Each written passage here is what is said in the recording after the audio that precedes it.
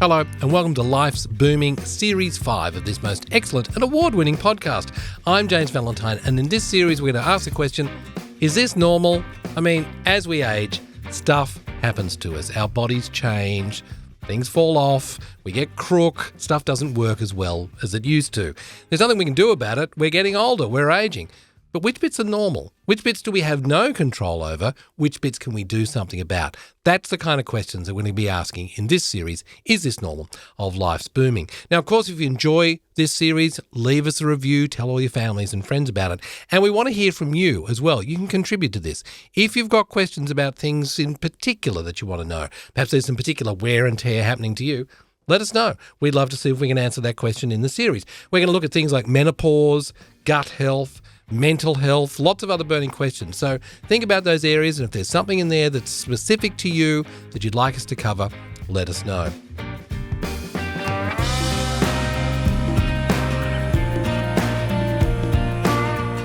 On this episode, getting to the guts of it, we spotlight gut health, the normal and the more unusual health issues connected to our digestive systems.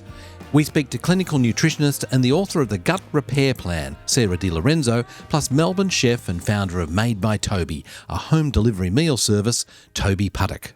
Hello, Sarah. Hi.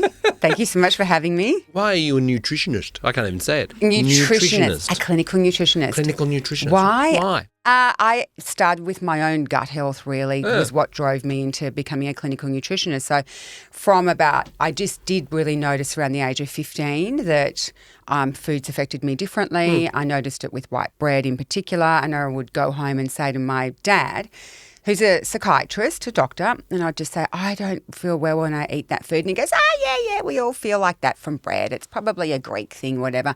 You'll be fine, don't worry. And so I watched my dad always living his life bloated, and I was like, yeah, it's not great. And then when I was in Italy when I was 18 for a few months, I was with the most incredible experience that I clearly just couldn't enjoy because I had gut issues. I had non-celiac gluten sensitivity, self-diagnosed. Right. And then I ended up, after that, when I came back at that young age, I was doing my science degree at Sydney Uni. I came back and I was like, I need to work on my gut because my quality of life is not great. And so it dominated my life and I just couldn't enjoy my life. And so that's what I started doing, was working on my own gut, and I'm 51, so that's 30 years ago, more so 32 years ago I realised then, so I went through my own gut healing journey and have spent a lot of those younger years just looking at my own rest and retest, trying different foods, creating menu plans, creating diets. I just did it as a hobby and a passion, and then I went on to study nutritional medicine after that when I realised that it was really my calling. I feel like I'm a healer. Yeah. I do. I've healed myself, and now I want to heal everyone else. Now, let's go to Chef Tobie. Hello, Tobie. Hello, how are you today? Thank you so much for joining us. It's fantastic to get some time with you. This is something that's close to you. You think about the gut a lot. My wife, she, when we first met, she was very controlled by her stomach issues. So obviously all tied in with the gut. She had food poisoning when she was younger so badly she was hospitalised for a few days. Not from my cooking. I didn't know her at this stage. It was in the UK. And it really screwed her gut up. So I remember for the first about 3 or 4 years of our relationship, everything was dictated by that. And it was IBS, basically. Right.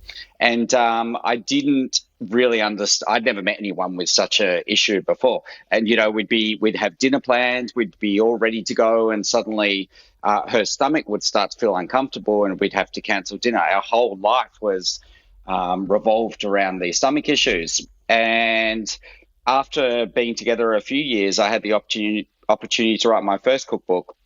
We were living in the UK at the time. We came back to Australia and I met an amazing person named Sue Shepherd, or Dr. Sue Shepherd.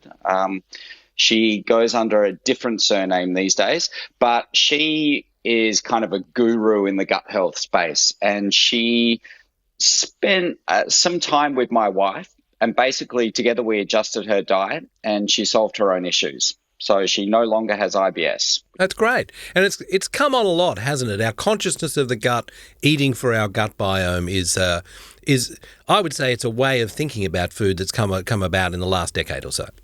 Yeah, 100%. I think all these, being in food for my career and my whole life revolves around food, I see things jump in and out of fashion, and gut health has been a huge fashionable topic for a long time, and now it seems to have mellowed out into actual just fact. People accept that your gut is super important, and eating the right foods and gut health really can make a huge difference to your life.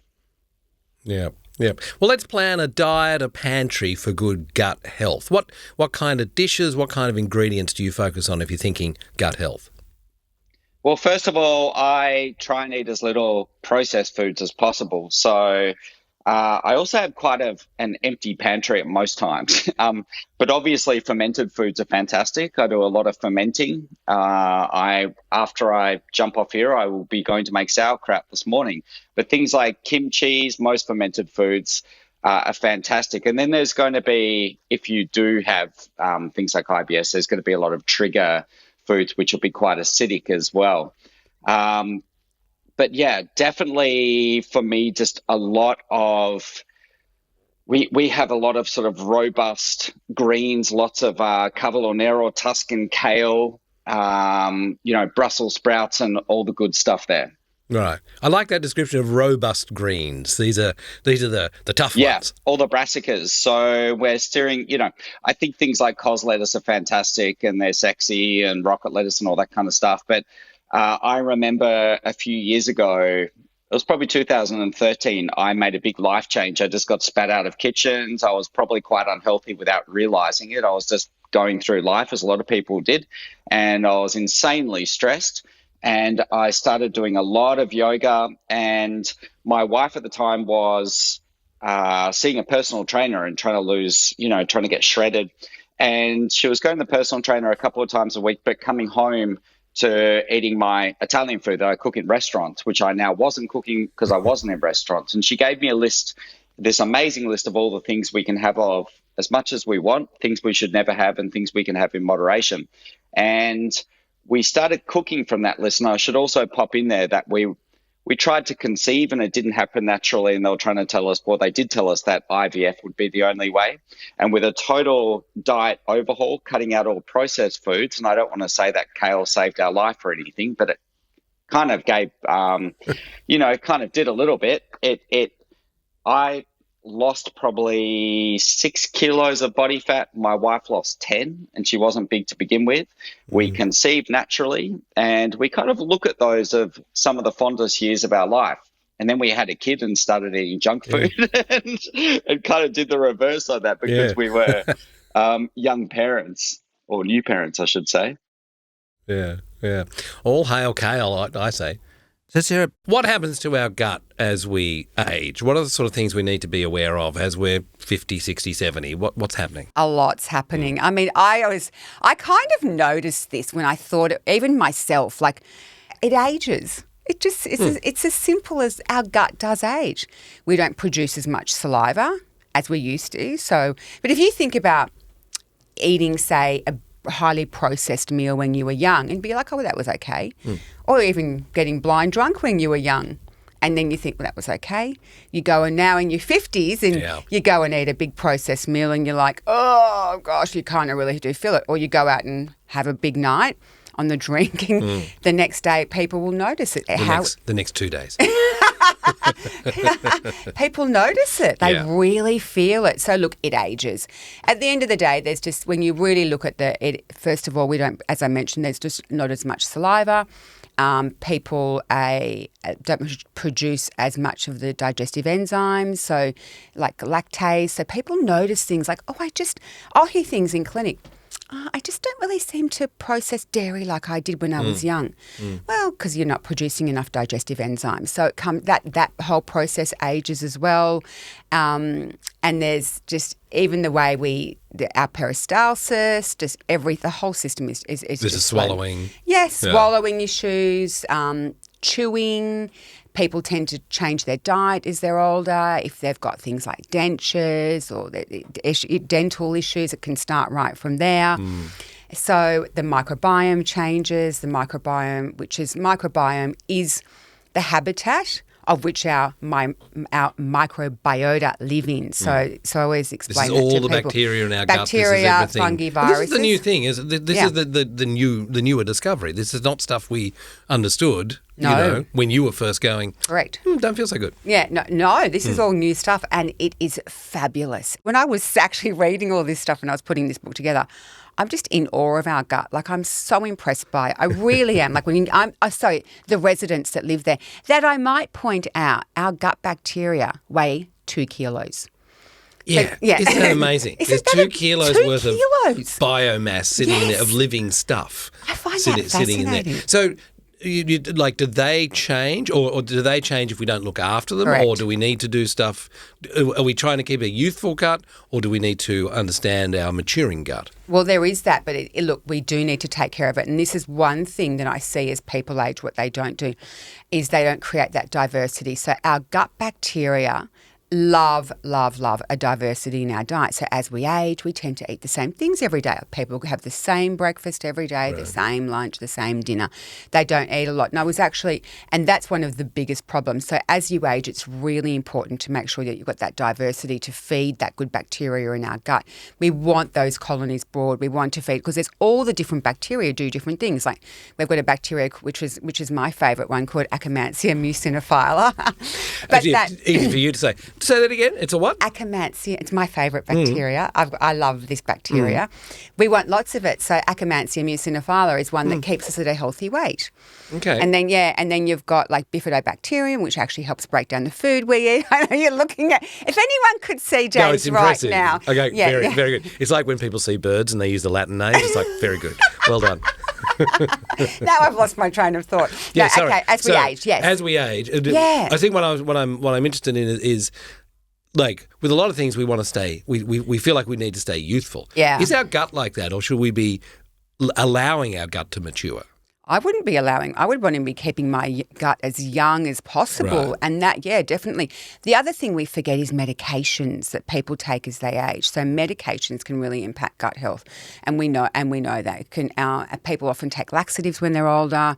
There's actually this recent study that came out that showed that people who use laxatives, not stool bulking laxatives, but actual laxatives, have a 51% increase in their risk of dementia, which shows that gut-brain axis. So I always say, so there's a lot of things that can, stress is a really big one. It can be stress with aging, stress for whatever, that will impact gut health, but it is creating that diversity. And we only eat, I think 75% of the adult population only eat from 12 different plant types over the course of the week. That's some research that I have seen. So one great thing that you can do to start to improve and feed all those different colonies down there like Akkermansia and grow more of them. And one thing you can do is make sure, a little test you can do is make sure you're eating 30 different plant species over the course of the week. And Tobie, how do you approach getting that diversity in the diet? Yeah, there's a lot to be said for it. General nutrition, I have a basic understanding of, but my main thing is making things taste good. But which is what I wanted to do with this book, The Chef Gets Healthy, which was about making everyday food. Because I think as a society, we tend to look for easy answers for big problems. And I remember at one stage there was, the fried southern chicken burgers were trendy, and then on the other end of the scale, you had Pete Evans pushing these really super hardcore diets, like the paleo diets. And I always think that the answers lie somewhere in the middle. You don't need to go to these extremes. Okay, well, give us some insights into what you do with these sort of things. So I think sometimes people say, look, the fermented foods, a kimchi, a sauerkraut, they're good. And then you should be eating more of the brassicas, the broccolis and the sprouts and all that sort of stuff. But if you're used to the steak and veg, if you're used to the pizza, you don't know what to do with this stuff. Yeah, it's true. And I believe that you can still eat all that. You just need to add in vegetables. So I think as a society, we're getting better at this, but until recently, we've eaten way too much protein. Aussies tend to eat sort of beef or lamb or similar sort of, 4 to 5 nights a week often, even more, 7 nights a week. I remember speaking to somebody saying, you should have fish once or twice a week. And they had no idea. They'd never cooked fish. They had no idea of the health benefits of that as well.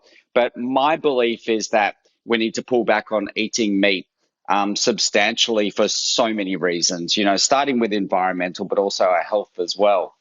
So I believe a great diet, and a lot of research has been done on this and proven. The Lancet report has shone some great light on this, which is that we should probably eat vegetables like a vegetarian diet 3 to 4 nights a week. Eating meat is expensive, so you can save that money that you're not spending by cutting meat out of the diet 3 to 4 nights a week. And then when you do eat meat, eat a fantastic cut of meat that's sort of grass-fed, comes from a reputable supplier. Therefore, we're not fueling the inhumane farming trade. And you will notice huge differences. Now, simple ways to cook vegetables.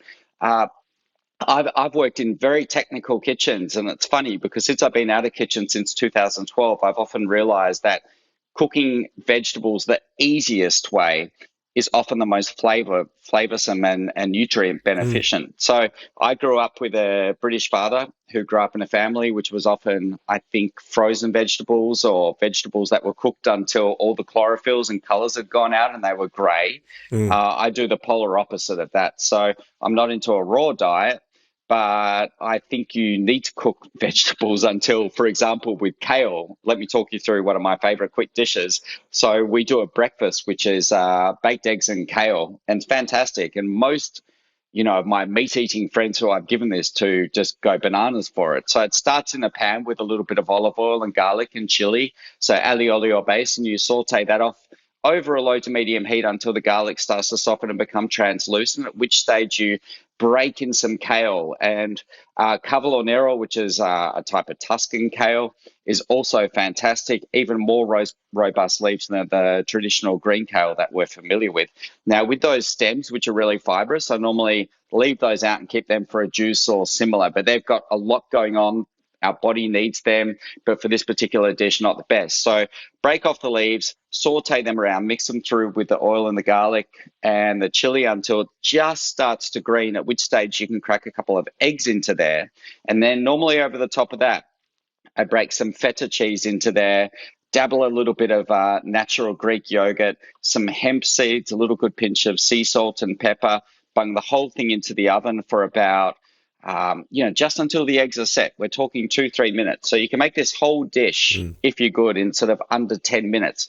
And it's got a lot going on there. You're going to get all those, that beautiful fibrous veg from the kale in there, and the protein from the eggs. The hemp seeds are fantastic, and the whole thing just tastes amazing. It's a delicious breakfast. Yeah. But kale can be really, really easy to cook. I mean, it's as simple as sauteing it down for a couple of minutes.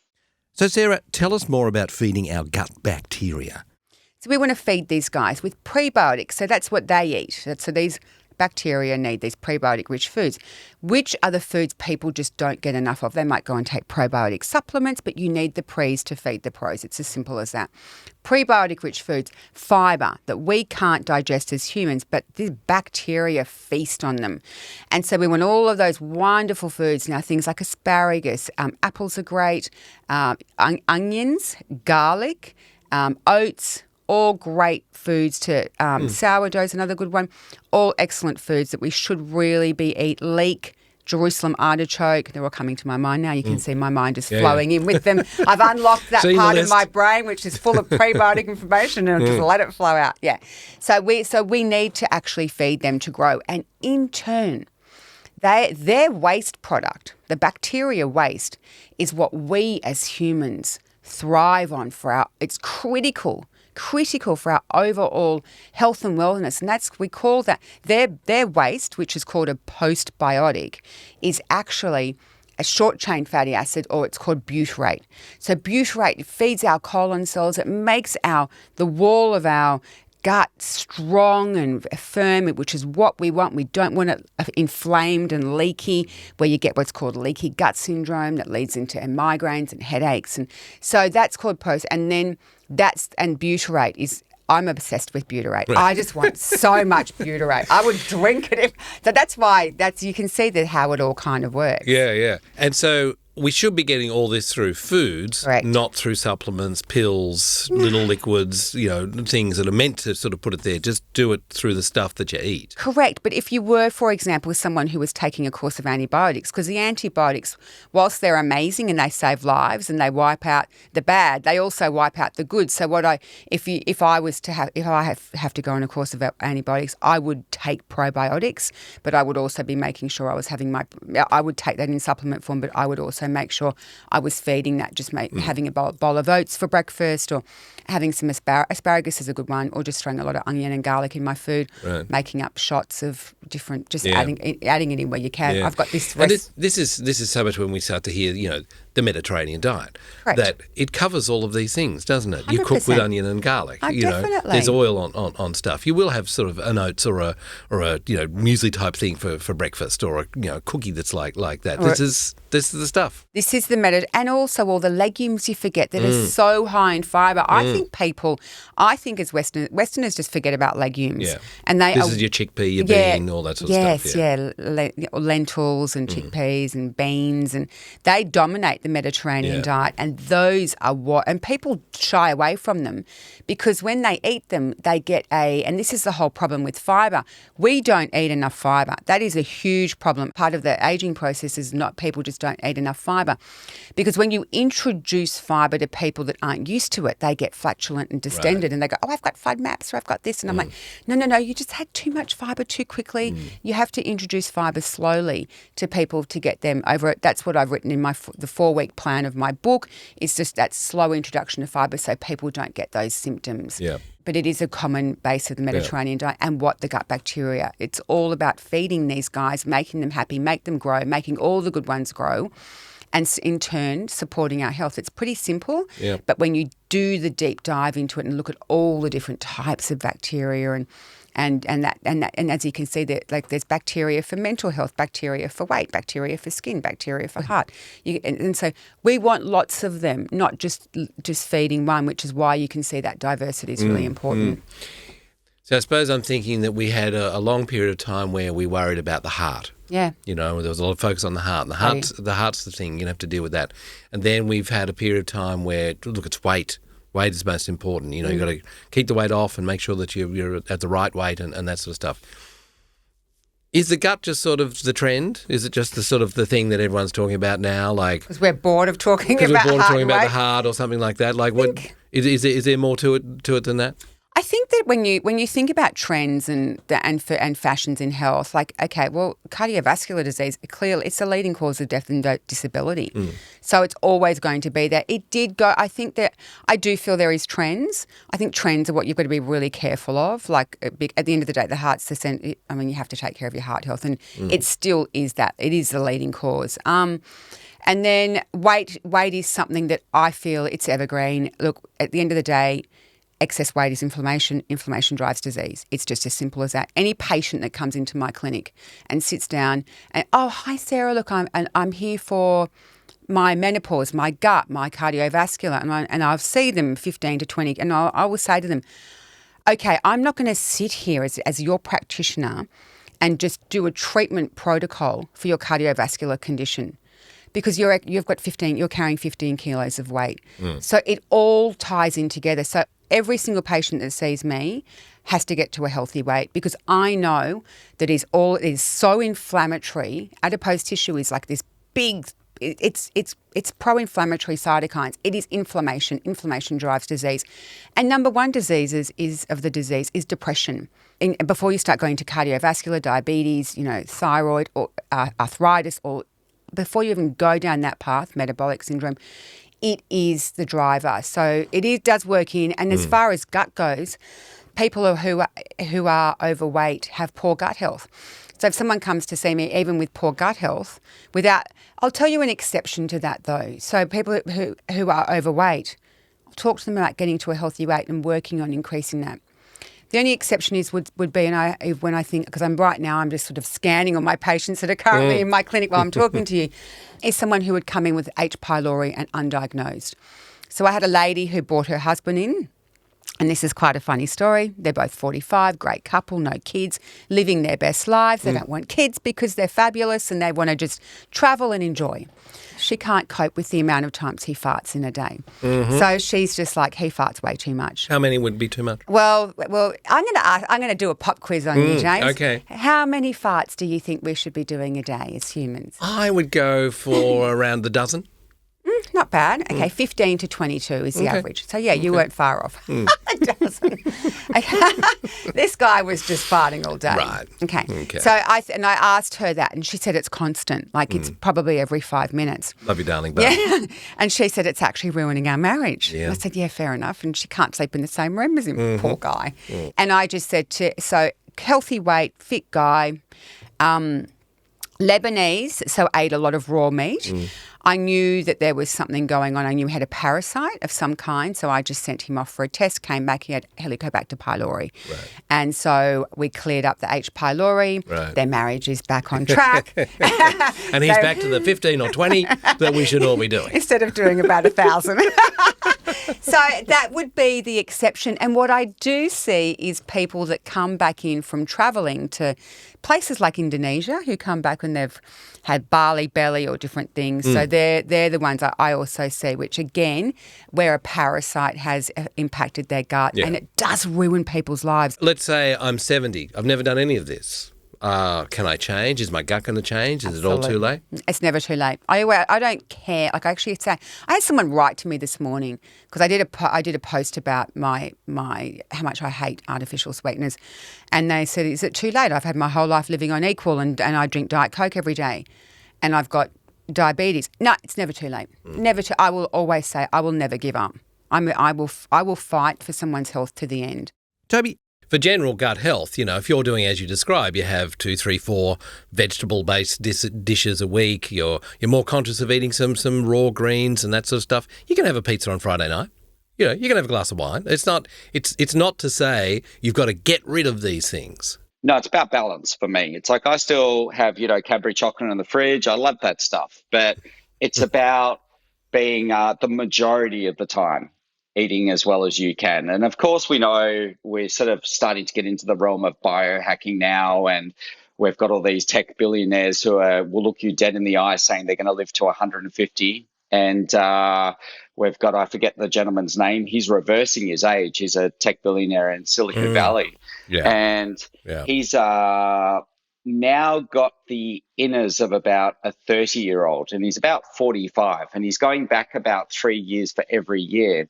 So there's a lot to be said for that. Now, we know that through processed diets, this shortens your life 100%. And we don't even have all the data yet, but a lot of the processed foods, and I get really worried about these younger generations who can't cook. They're all into the cooking shows and they love watching it as eye candy, but they can't cook, which for me is such a basic life skill. But if you look at all the oldest living people in the world without gut issues and all these kind of things, they're eating very natural foods. They're in, the Mediterranean, they're in Japan, and they're eating just a lot of good produce. Yeah. Now, coming back to you, Sarah, what are your thoughts on this? So when I do gut repair work with people, the thing is, right, you get these people in and I'll say, okay, so give me, what do you eat in a day? I don't really know. So you wing it, you ad-lib the day. Okay, so when I have an ad-libber or someone who wings the day, all right, give me a 24-hour recall. So that's my next question. Yesterday, I had a couple of pieces of toast, a bit of jam. I don't know, I just had that on the fly, grabbed a coffee, had some arrowroots at work or at home with the wife watching, more breakfast television. I don't know what we had. We had leftovers for lunch, that's right. My mum cooked, my wife cooked a spaghetti bolognese for the grandkids that came over in the afternoon. We had some bickies or whatever, bit of chocolate. They don't really know. And it's a lot of highly refined processed food, which is really dry, which really increases the production of insulin, which driving disease, etc. So when I say to them, right, do my gut repair plan for 4 weeks, I am taking them from what they think is okay as a Western diet. They might even be having a white bread sandwich for lunch or a stir fry for dinner. To me, that's that Western diet. So when you take someone from that and you say, right, do all your food prep, get everything organised, start your program, and you put them on My program, which is a gluten-free program, number one, common allergen. First thing to go is headaches. And then you get that clarity of the thought instantly within 3 days, you'll feel better. Energy, body systems working well, better sleep, better mood. And within 3 days, I'll get messages. Sarah, I'm on day 3 of the gut repair. I've gone to the toilet twice today, 3 times today. I had a really good night's sleep. I feel my energy's really up in 3 days. So you can see, as I mentioned in the beginning of our chat, eating rubbish food and going out and hammering yourself on the booze, you get that. Like you picked 2 days. So you think 2 days of healthy eating. The gut does respond. So it will respond very quickly within 3 days. But to really overhaul it, I would say minimum 3 months. But it has to be lifelong. Yeah. Yes. What a great conversation. We've been into the stool. Yeah. We've farted a bit together. We have. We've got the boy working. Yeah. There's just been, we've covered so much good ground, and yet all of it is in an area that we've really only just started to think about. Yeah. We should be thinking about all the time. It's sort of one of the most simple things we can do, isn't it? It's so basic. It's really just, Eat well. Eat a lot of plants. Yep. Eat well. Yep. Avoid processed food. The stuff that comes in a package and it's processed, it's Avoid going to be bad for you. Yeah. Reassess your health. Stay on top of it. Diversity, plants, hydration, exercise, sleep well. Stress management tools are really important for the gut-brain axis for the stress, taking care of your nervous system. It's never too late. It's never too late. It's never too late. Get onto it. Happy gut, happy life. Thank you. Absolutely. That's it. That's the foundation for everything. Thank you to Sarah and Tobie for your delectable advice. You've satisfied our hunger for knowledge of a healthier gut. You've been listening to Life's Booming. Brought to you by Australian Seniors.